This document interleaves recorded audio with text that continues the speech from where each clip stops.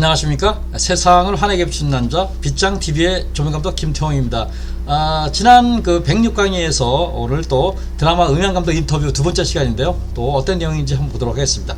자, 지금 요 사진은 우리가 스튜디오에서 녹화할 때 그 스태프들이 스튜디오에 있는 스태프들이 보는 모니터야, 일종의 모니터. 그래서 모니터를 보고, 모니터를 카메라마다 다 설치하면 좋은데, 카메라를 또 여러 대 다섯 대 쓰는데 모니터가 다섯 대 있으면 곤란하겠죠. 그래서 이렇게 멀티로 이렇게 한 모니터에 이렇게 6분할로 해서 카메라 1, 2, 3, 4, 5까지 하고, 요 가운데 있는 것은 PGM, 그러니까 녹화가 되는 장면을 이렇게 보는 모니터를 하면서 이렇게 진행을 하게 됩니다. 그래서 이런 거를 부조정치 스튜디오에서 보면서 저거 잘못됐네 이런 걸 지적하고, 또 부조정치의 연출이라든가 기술감독한테 연락을 해서 보다 나은 영상을 제작하기 위해서 이런 모니터를 대면서 이렇게 진행하게 됩니다. 지금 여기 보이는 이 마이크가, 이게 마이크 붐대죠. 마이크 붐대. 오늘 또 붐대가 이거 얼마인지 이따가 한번 또 제가 한번 소개시켜 보도록 하겠습니다.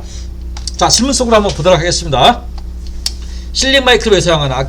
지난번에 106주차에서 왜 이렇게 실링 마이크 이렇게 내려오는 거 이렇게 했었죠. 이런 얘기를 했었죠. 그걸 왜 사용하냐 물어봤어요. 그랬더니 마이크는 스튜디오에서 부조정실까지 오디오 라인이 기본적으로 설치되어 있다. 그러니까 스튜디오랑 부조정실랑 오디오 라인이 다 고정되어 있어요.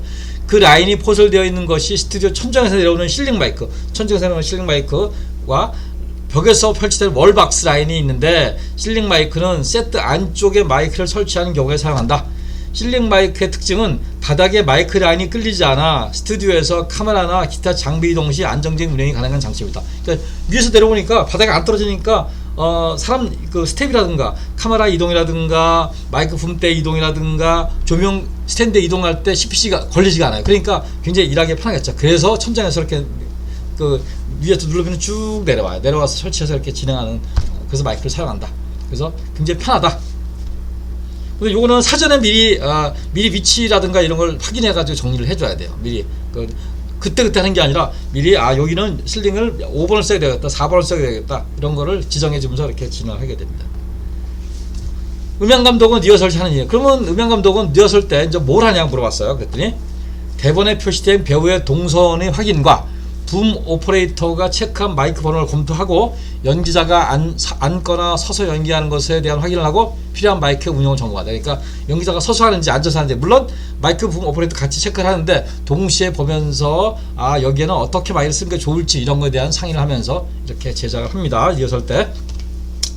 스튜디오 녹화 시 생활 소음을 그대로 사용하는지, 그러니까 문을 열고 들어온다든가 스위치로 불을 켠다든가 이런 거를 그대로 사용하는지 그걸 여쭤봤어요. 그랬더니 사용하기도 하고 후반 작업, 폴리를 통해서 제작을 한다. 그러니까 사용할 때도 있지만 기본적으로 폴리, 후반 작업에서 음향은 다시 하거든요. 나중에 또 폴리된 얘기를 또 우리가 또 뒷부분에 또 한번 정리를 할 겁니다. 그래서 이렇게 스위치를 킨다는 소리라든가 이렇게 노크를 한다든가 이런 소리를 좀 더 정확하기 위해서 다시 폴리에서 집어넣어서 작업을 한다고 합니다. 보다 나은 수음을 위하여 연기자의 위치를 변경하기도 하는지, 그러니까 저기는 도저히 연기자 대사를 픽업할 수가 없어. 그러면 연기자 위치를 변동하느냐, 그걸 여쭤봤어요. 그랬더니 마이크가 도저히 처리할 수 없는 유형, 센터 안쪽에 깊고 천장이 막혀 마이크 운영이 불가능한 곳에서 대사 시 연출자와 협의하여 연기를 뒤쪽에서 하고, 대사는 마이크가 수음이 가는 곳으로 나와서 연기한다. 그러니까 대사는 거기서 하는데 오디오를 다시 픽업하는 경우도 있고 이렇게 하는 경우가 있다. 경우에 따라서는 마이크맨이 이 소형 붐대를 가지고 들어가서 거기서 픽업하는 경우가 있는데, 그거보다는 차라리 나와서 하는 경우가 이렇게 여러 가지 방법으로 해서 하는데, 그 자리에서 연기가 필요하다면 연기를 한 다음에 오디오를 나중에 후시로 입히는 경우도 이렇게 있습니다. 그래서 그런 경우가 있다, 이렇게 얘기를 합니다. 마이크의 최적 각도가 있는지, 근데 각도가 도대체 있냐 물어봤어요. 그랬더니 각 마이크의 특성상 이론인 수치는 있으나 제작 현장에서 실제 매뉴얼대로 세우냐, 그러니까 수치는 있는데 마이크 현장에서 그거를 지켜보면서 45도로 연기자가 이야기하는 45도 위치에서 붐 마이크가 들어가 이런 거는 있을 수 있는데, 그거를 해서 이렇게 하지는 않는다, 이렇게 얘기합니다. 그때 상황에 따라서 가변적으로 운영한다, 이렇게 얘기를 합니다.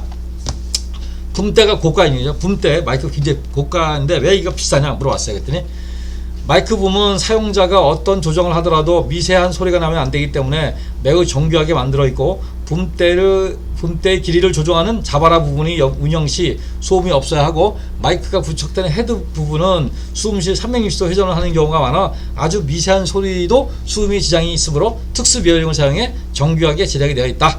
방송에서 자주 사용하는 소음품이 아니기 때문에 매우 고가이다. 대당 7, 8천원만 원이야. 그러니까 굉장히 썰렁한데 굉장히 비싼 게, 이거 제가 보기에 가성비가 가장 안 좋은, 제가 봤을 때 안 좋은 이 장비 중 하나가, 방송 장비 중 하나가 마이크 붐대라고 생각해요. 왜냐면은 이게 굉장히 정교해요.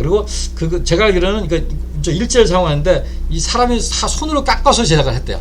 그래서 이 정도 되는데, 그래서 한국 사람이 저거 나도 한번 만들어 보자. 그래서 저거 마이크를 본인이 다 분해해서 똑같이 만들어봐서 한 2천만 원인가 만들었는데, 사용을 하는데 막 끽끽끽 소리가 나고 그래가지고 실패했다는 그런 그 후일담이 있습니다. 그래서 굉장히 고가다. 그래서 기본적인 수리는 우리가 이렇게 하는데, 만약에 고장이 나면은 이거는 일본에서 엔지니어가 실자 와서 이렇게 고쳐야 된다고 그럽니다.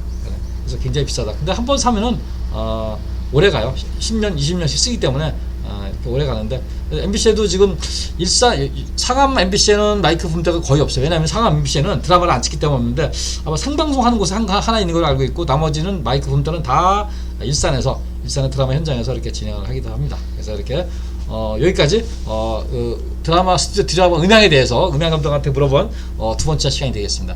다음 시간에는 이제 마지막으로 또 드라마 음향에 대한 궁금증 정리하면서 이렇게 또 제작을 해보도록 하겠습니다. 이상 세상을 환하게 비추는 남자 빗장TV의 조명감독 김태형이었습니다. 감사합니다.